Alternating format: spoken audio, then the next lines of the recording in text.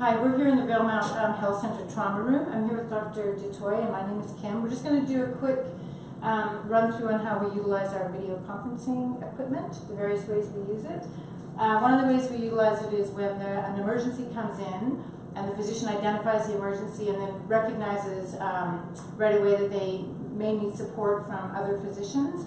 A call would be made to the ER department in Prince George to ask if there is a physician that can support the case that they're managing here, and if so, if a call could be made via video for them to link together to manage the case via video. Yeah, absolutely. It's actually quite easy. It's very easy to do this. In the beginning, people felt a little bit intimidated by the technology, but these numbers can be pre-saved in the system here, and it's as easy as basically just pushing a button here, and if it is a specific address that you want to go to, there's numbers, and you just dial the number like you dial on a phone. We've got these kind of devices, and it will all depend on what type of device you eventually get, but it's as easy as dialing a telephone number. So I'll just show, for example, here, we can just dial any of these numbers, and it would be as easy as that, connecting a call, and at the moment there's nobody on the other side there. So that's why we do the telephone call first, just to make sure that there is somebody else on the other side. We also have these hand cameras, so if you have a specific thing that you want to zoom into, like the cardiac monitor or an ECG or a laceration or something small that you need to show, the resolution on this is quite good and it works really well. Yeah, and there are options. Maybe Kim can talk a little bit about more about talking to specialists in Vancouver and those kind of options that we have as well, Kim, and then maybe talk about the emergency room in McBride.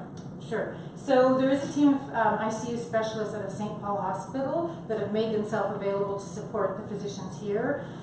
They actually send their call schedule so that at any given time, if the physicians need ICU specialist support, they know who they're going to call, and they link via video as well.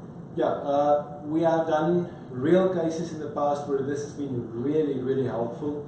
I have one case of a patient that comes to mind now with a diabetic ketoacidosis, and that patient was a difficult case to manage, and if I didn't have this equipment, it would have been 10 times more difficult to manage that. So everybody on the other side knew exactly what kind of patient was coming their way and what the condition was. We use this when we're on call in the Robson Valley. So we usually do call for Valemount and McBride, and we often have to see patients via video link in the emergency room in McBride. We also utilize these devices to do handovers after hours to the other doctors that's on call, and it's a very good way of just getting everybody onto the same page with what's going on with patients and what's going on with patients in the hospital that we're managing remotely. Previously, before these systems, we only had telephones available to do that, and I think this is a very easy way to get past those problems. And you also have so the physicians also have the equipment set up at home. So if they are on calls in the middle of the night, they can link into McBride emergency room or Valemount emergency room and see the patient. Yes, and our system has been set up in such a way that we have apps on our cell phones that we can also use to access the system. So I can be basically anywhere. As long as I have Wi-Fi connectivity or internet connectivity, I can connect into whichever emergency room I need to. And the same applies for the doctors in Prince George in the emergency room. If they have a device like an iPad or an iPhone, they have the capability of connecting into an emergency room remotely and assisting people that way. And that is exactly how the Vancouver system works at this stage. And I think it makes stuff so much easier. Now, if you guys get these kind of systems, you might not get exactly the same that we have.